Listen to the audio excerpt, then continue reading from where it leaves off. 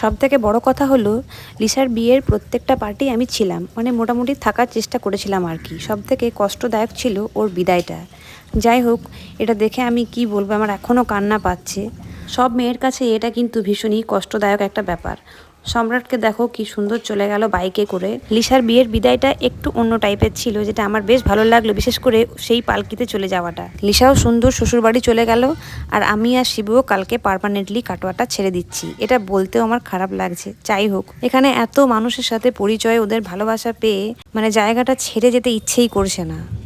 সম্পর্ক টিকিয়ে রাখতে আমি বড়ই অপটু, যে কোনো জায়গাতে। জানি না ওদের সাথে লং টার্মে কতদিন সম্পর্ক আমি ধরে রাখতে পারবো, তবে চেষ্টা করব ওদের সাথে সম্পর্কটা যাতে ঠিকঠাক আমি রাখতে পারি, কারণ ওদের কাছ থেকে প্রচুর ভালোবাসা আমরা পেয়েছি। আচ্ছা, স্টার্টারে ছিল ফিশ বোল আর পনিরের কিছু একটা আইটেম, যেটা আমার মনে নেই। সাথে কিন্তু ফুচকাও ছিল। আমি ফুচকা খাই না, শিবু খাচ্ছিল, তো ওকেই জিজ্ঞাসা করলাম কেমন হয়েছে, বললো দুর্দান্ত, ফাটাফাটি।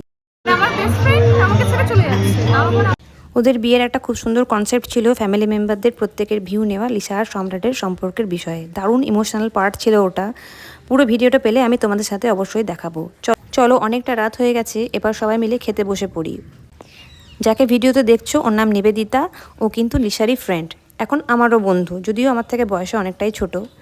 এবার চলে আসি মেনুতে ছিল স্যালাড, সাথে ছিল ভেটকির একটা ফিশ ফ্রাই খেতে আমি এমনিতেই ভীষণ পছন্দ করি, আর এটা করেও ছিল খুব সুন্দর। তোমরা দেখলেই বুঝতে পারবে ফিলেটা কত সুন্দর। এরপর দিয়েছিল রাধা বল্লভী, আর সাথে ছিল ডাল মাখানি। বেশ ভালোই লাগলো খেতে। আমি ডাল মাখানিটা খুবই অল্প নিয়েছিলাম, কারণ ওটা আমি বেশি খেতে পারি না আর কি। এরপর দিয়েছিল বাসন্তী পোলাও, আর সাথে ছিল চিকেনের একটা item, most probably butter chicken.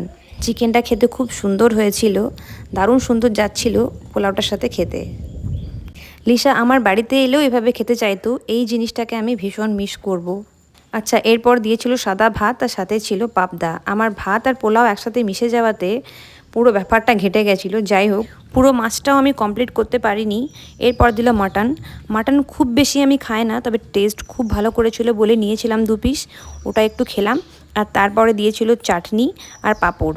চাটনিটা করেছিল আনারসের চাটনি, ভীষণ সুন্দর খেতে হয়েছিল। আর পাঁপড় দিয়ে চাটনি খেতে তো আমার ভীষণই ভালো লাগে। তারপর অনেক কটাই মিষ্টি ছিল, আমি নিইনি, শুধু সন্দেশটা নিয়েছি, কারণ পেট পুরো ভর্তি হয়ে গেছিলো। তো আজকে ভিডিওটা এখানে শেষ করছি, দেখা হবে পরের ব্লগে। টাটা।